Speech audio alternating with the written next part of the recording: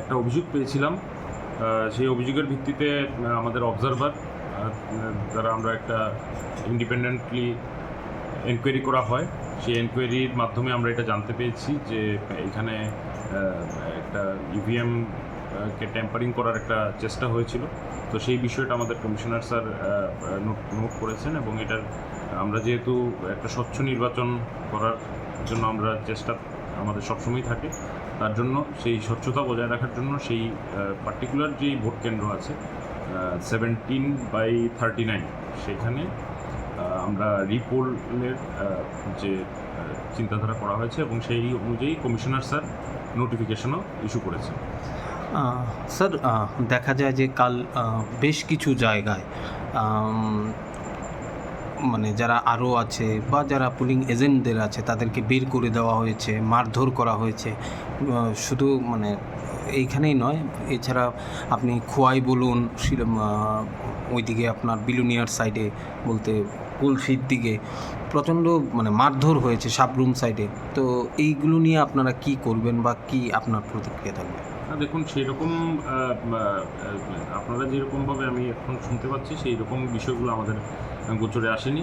যেগুলো আমরা জানতে পেরেছি যে কোনো অবস্থায় কোনো যদি এরকম ইস্যু থাকে, অলরেডি আমরা before the date of poll আমরা অলরেডি রিটার্নিং অফিসারদের আমরা বলেছিলাম যে কোনো যদি পোলিং এজেন্ট কিংবা কেউ যদি যারা on the day of poll যারা ভোট কেন্দ্রে আসার কথা তাদেরকে যদি কোনোভাবে কেউ বাধা দেয় বা এরকম যদি কোনো রেজিস্ট্যান্স ওনারা ফেস করে, তাহলে কনসার্ন সেক্টর অফিসার এবং পুলিশ সেক্টর অফিসার যারা আছেন ওনাদেরকে সহযোগিতা করবেন ভোট কেন্দ্র পর্যন্ত পৌঁছানোর জন্য।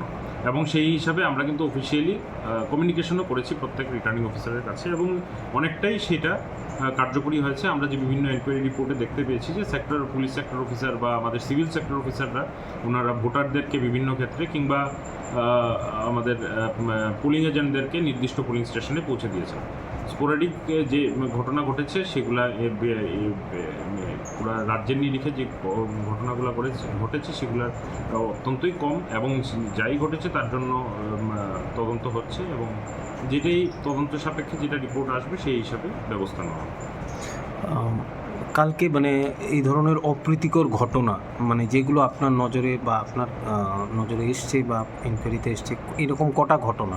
এরকম তো law and order related issue হলো কমপ্লিটলি আলাদা, সেটা ভোট কেন্দ্রের ভিতরের কোনো ঘটনা নয়। যেগুলো বাইরে যদি যে দু একটা আপনাদের মাধ্যমে আমরা জানতে পেরেছি, পরবর্তী সময় আমরা জিজ্ঞেস করেছি রিটার্নিং অফিসার বা ডিস্ট্রিক্ট ইলেকশন অফিসার, ভোট কেন্দ্রকে কেন্দ্র করে এরকম কোনো বিশেষ ঘটনা ঘটেনি। বাইরে যেগুলো law and order related issue টুকটাক হয়েছে সেগুলোতে অবশ্যই পুলিশ প্রশাসন আইন অনুযায়ী যা ব্যবস্থা নেওয়ার অবশ্যই তা নেবেন।